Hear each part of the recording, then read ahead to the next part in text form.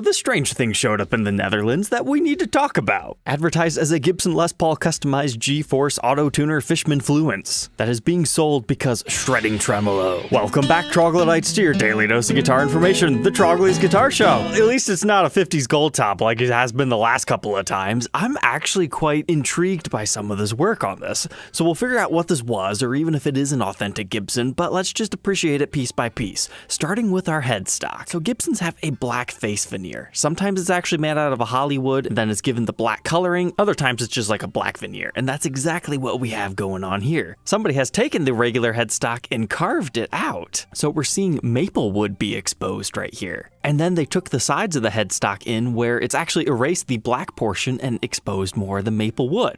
So they just kind of sculpted it into an interesting crown / ear shape. I like this because it's like a yin yang type thing going on. And they already had most of that for the truss rod route. They just had to add a little bit right here and then maybe a little bit additional carving there. This is probably something that would be more appreciated in person. Here it is at another angle where you can kind of see, oh, our Gibson O has been turned into an actual hole. But so far, just looking at this photo, I'm going to tell you guys it's legit. I mean, the truss rod is the exact style it should be.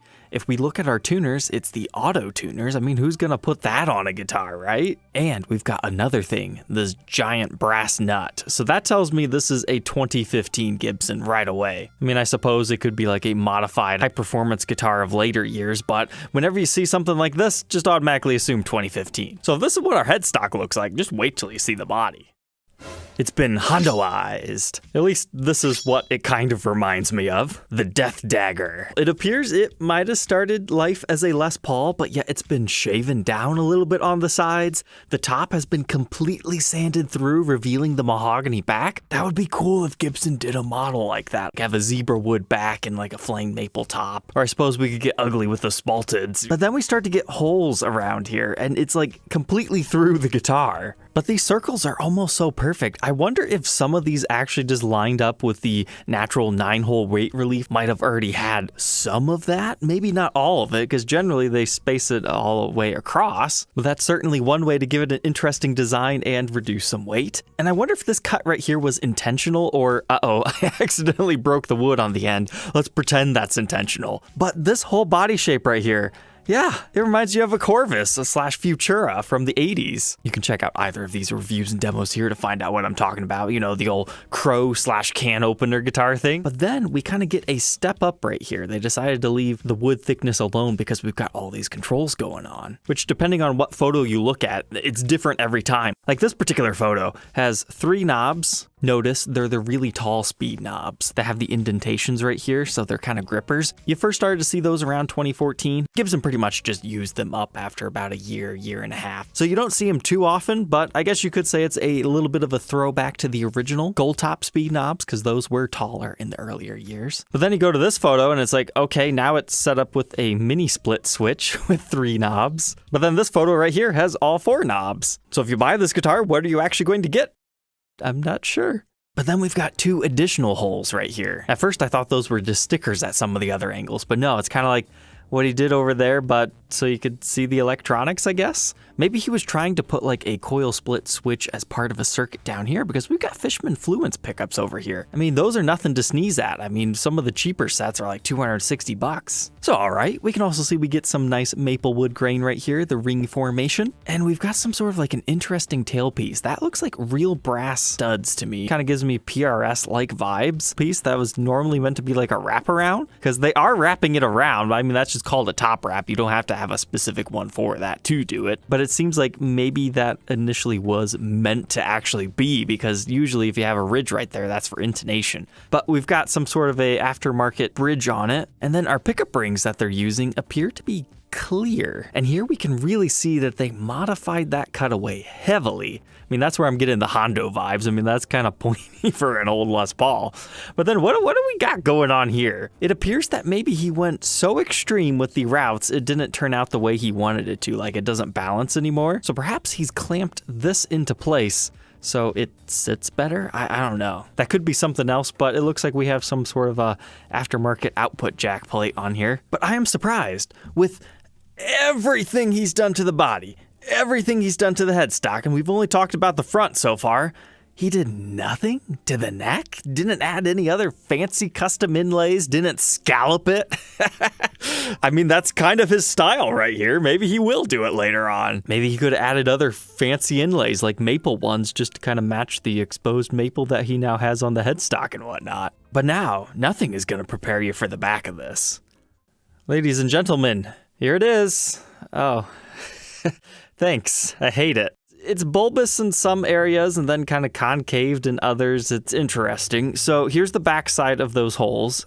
Honestly, I kind of like that, what they were doing, because it's carved inward. Okay. And then we've got our original control layout in here. He couldn't really mess with that too much, but he did like round out the edges and everything and give it a little bit more of a whoopity woo over here, because obviously the original one didn't have enough room for all these electronics. But then we've got like these 3 random screws right here. I'm not quite sure what those are for, but this isn't like the basket case Les Paul special that we learned about in this episode and try to restore. They didn't go too far on the body and start to expose our pickup cavities, so good work on that. However, they've exposed a gap right here in the neck. I'm not sure if that's too good for the guitar, but I'm sure you can fill that in with something, and it just doesn't quite seem finished in that area. As everything else, for the most part, taking everything into consideration, pretty well done, right? This definitely reeks of he hasn't finished the project yet. And this photo shows you that even more, but it also shows you how well everything else was sanded out and finished.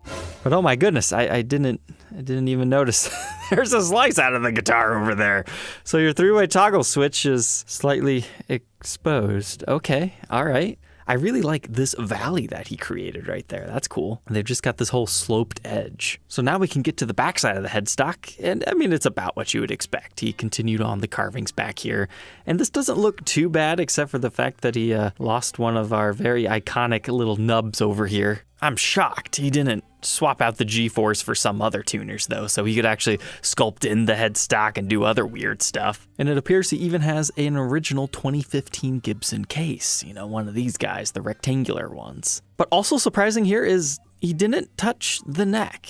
He was smart enough to leave that alone. We don't have any exposed truss rod stuff here. I would imagine it's a pretty thin neck to begin with, so he probably didn't want to mess too much with it there. But yeah, that's one way to ruin a Les Paul and turn it into something modernized. I don't know whether to love this or hate it or do what, but it's definitely worth talking about, even if just for the face of the headstock. If you think this is crazy, there was actually a time when Gibson was going to do something kind of like this, and this is what the back of the new Les Paul was called, you know, L-E-S-S. It had an inward carve right here, everything left alone there, and then an additional cutaway here with everything else just being really rounded off. It was a slimline Les Paul. The front didn't look all that crazy, and they didn't mess with the headstock too much. It was kind of like the blending of a double cut Les Paul with a normal Les Paul. So now the big question, what did this start life as?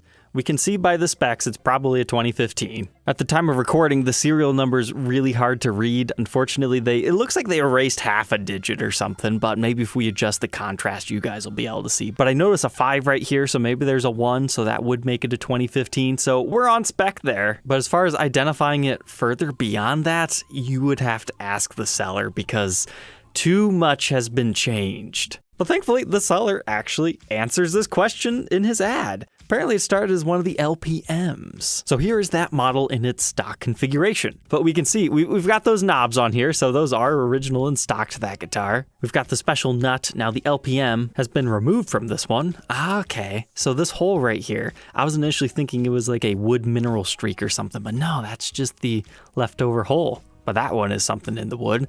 But now it makes sense why they went whoosh to this area, because they were trying to get rid of the Les Paul 100 that people just didn't quite care for on the face of their headstock. Moving on to the back, we can see it's mahogany, so that matches the maple top with mahogany back. And then the neck on this one, it is indeed maple, so that matches up spec-wise as well, because not all Les Pauls have a maple neck. Most do not, unless you're in the Norland era or for whatever reason the lower end tributes. So maybe it started life as a different finish, or he refinished the neck himself. That part's still a little bit of a mystery, but it appears he did remove the Les Paul hologram. So now the big question, How much does the seller on Marktplatz want for this? 1,255 euros. Which according to Google, we're about neck and neck, so that's the same for US dollars. But hey, let's be fair here. It says price includes one final layer smoothing and glossy paint and finishing touch neck, which I assume is a translation error of he's gonna make this look just as good as everything else. Or who knows, maybe we shouldn't knock this until we actually try it, because did you notice this is kind of like an intentional belly carve, but extra deep? All right, troglodytes, I hope you enjoyed tonight's zany episode. Don't forget to like, comment, and subscribe, and we will catch you tomorrow on the next one. Take care.